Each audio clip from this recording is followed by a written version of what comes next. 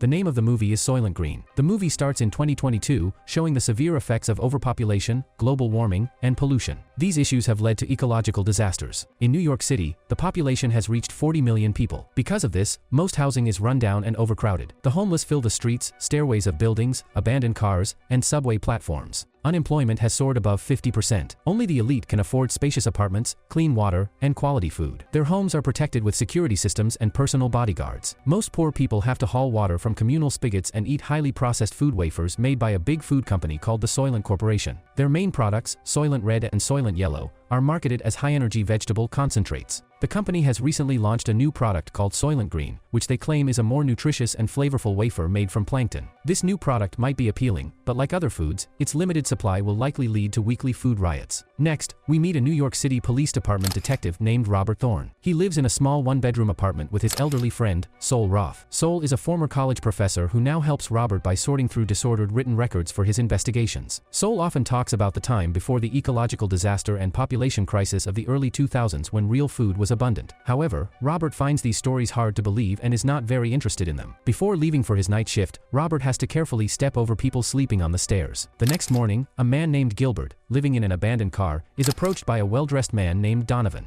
Donovan gives him a meat hook for an assassination mission. Gilbert's target is a wealthy lawyer named William Simonson, who lives in a lavish apartment with his mistress, Cheryl. These mistresses, referred to as furniture, have no human rights and are passed from one apartment owner to the next. Later that evening, Cheryl and William's bodyguard, Tab, go to buy food from a vendor named Brady. Although the food quantity is visibly less, it costs over $279. Meanwhile, Gilbert uses the meat hook to sneak into William's mansion. William doesn't seem surprised to see him, as if he was expecting him. He turns around, allowing Gilbert to strike him with a fatal blow from behind. Afterward, Robert, the detective, is called to investigate the case. He starts by talking to the building superintendent, Charles, who tells him that the security system malfunctioned for the first time in 2 years. Robert then goes to William's apartment, where he meets Cheryl and Tab. Instead of conducting a thorough investigation, the poorly paid detective helps himself to the wealthy man's food, liquor, and some books. Shortly after, a sanitation crew led by Vanner arrives to take William's dead body away. Robert also leaves, having stolen some items from the apartment. Back in his room, he surprises Sol with the stolen goods, including real paper, pencils, a large bar of soap, and 2 volumes of the Soylent Oceanographic Survey report. He also brings a bottle of alcohol and a piece of beef, making Sol emotional. Later, Robert heads to work and sees hundreds of people lining up to collect death benefit money from recently deceased friends and family members. He goes straight to his superior officer, Lieutenant Hatcher, to report on William's case. Robert believes that William's death is an assassination rather than a burglary since nothing was stolen from the apartment and the murder seemed professional. He points out more evidence, the inoperative security systems and the absence of William's bodyguard at the time of the murder. The next day, Robert, suspicious of Tab, stakes out his apartment building until he spots him leaving. Following this, Robert proceeds inside where he meets Tab's live-in furniture, Martha. He asks her some questions while briefly investigating the place but finds nothing suspicious. Before leaving, he secretly takes a spoon with remnants of strawberry cake. Meanwhile, Sol is seen in a queue waiting to collect water from allocated taps. Later in the evening, Robert is back at his apartment with Sol, and they enjoy delicious food stolen from William's place. After dinner, Sol shares everything he discovered about William, including that he was a board member of the Soylent Corporation. Before leaving for work, Robert gives Sol the stolen spoon, asking him to taste it. The old man can't believe he is actually savoring strawberries that cost $150 a jar. "Oh, they're delicious," he exclaims. Following this, Robert revisits William's apartment to question Cheryl, who is currently having some drinks with her fellow furniture companions. He takes her to the bedroom to talk in private and asks her about William's friends, family, and relatives. Cheryl mentions a few names, including New York State's Governor Henry Santini. She also reveals that William seemed deeply troubled in the days before his death and even took her to a local Catholic church. The conversation takes an unexpected turn, and they end up making out in bed. In the midst of their intimacy, Charles enters the apartment and starts yelling at the girls for slacking off. He even becomes abusive and hits a couple of them until Robert intervenes. Robert asks what the matter is, and the superintendent responds that the girls are disrespecting the building policy. To protect them, the detective claims he called them for questioning and warns Charles against assaulting the girls from now on, threatening legal action. After sending Charles and the other furniture girls away, Robert also prepares to leave. However, Cheryl, not wanting to be alone, tries to convince him to stay a little longer, offering him a hot shower and a lovely breakfast. The poor detective can't refuse such luxury, prompting him to stay. The two spend some romantic time in the shower and enjoy a great meal before he departs. The perks of being a detective in this world are extraordinary.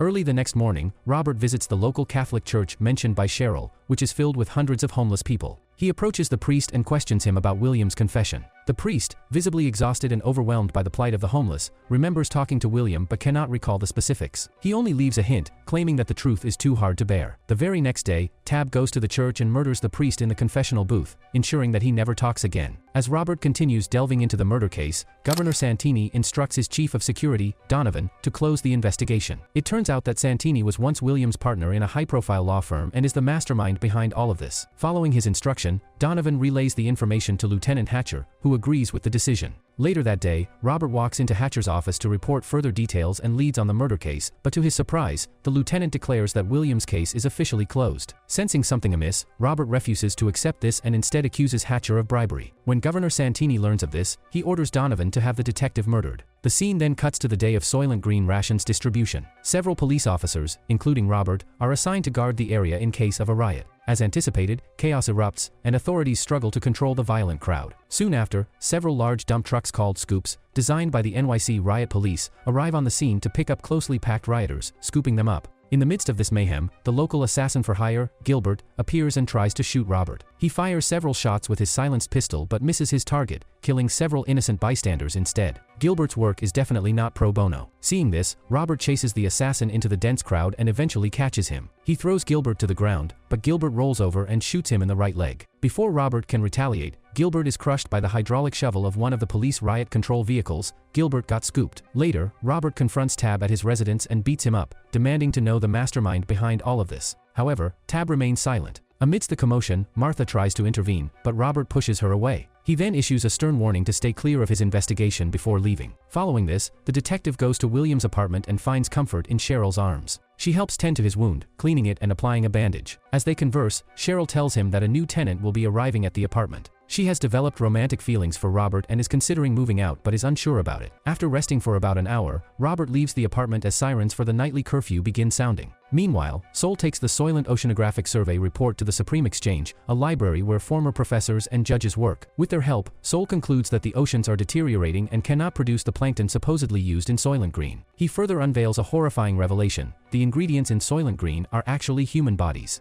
This information confirms to Sol that William's murder was orchestrated by his fellow Soylent Corporation board members who feared he might expose this unsettling truth to the public. Sol is so shaken by the truth that he opts for assisted suicide at a government clinic. It appears that the government has established a clinic for voluntary mass euthanasia due to overcrowding, a process referred to as going home. Meanwhile, Robert arrives back home and finds a goodbye note from Sol. Frantically, he rushes to the clinic to stop him but arrives too late, as the process has already begun. In his final moments, Sol watches video clips showcasing a thriving Earth devoid of pollution. Robert also watches this from outside the room, which breaks him down into tears. Before dying, Sol whispers his discovery to Robert, leaving him in shock. He also tells Robert that they need proof of what is happening before they can approach the Council of Nations, but he's tapping out, so that's on Robert. Robert then sneaks into the basement of the assisted suicide facility where he sees corpses being loaded onto waste disposal trucks. He discreetly hitches a ride on one of them, which transports him to a heavily guarded waste disposal plant just outside the city. Once inside, he is appalled to witness how the corpses are processed into Soylent Green wafers. Not long after, Robert is spotted by some plant workers and is chased. He manages to subdue two of them and flees the scene just before the alarm goes off. In the aftermath, Robert races to the Supreme Exchange to report his findings but is ambushed by the Soylent operative, Tab, and his men.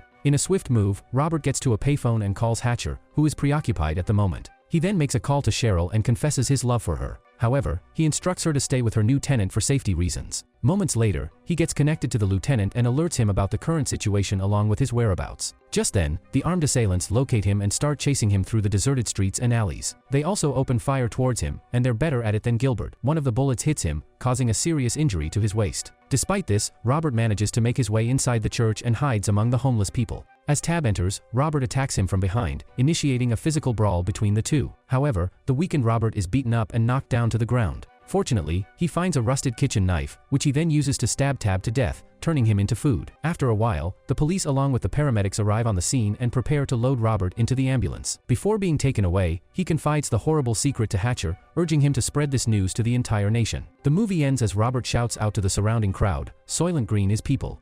If you want interesting movie recaps, like, share, and subscribe to follow us for more movie recaps.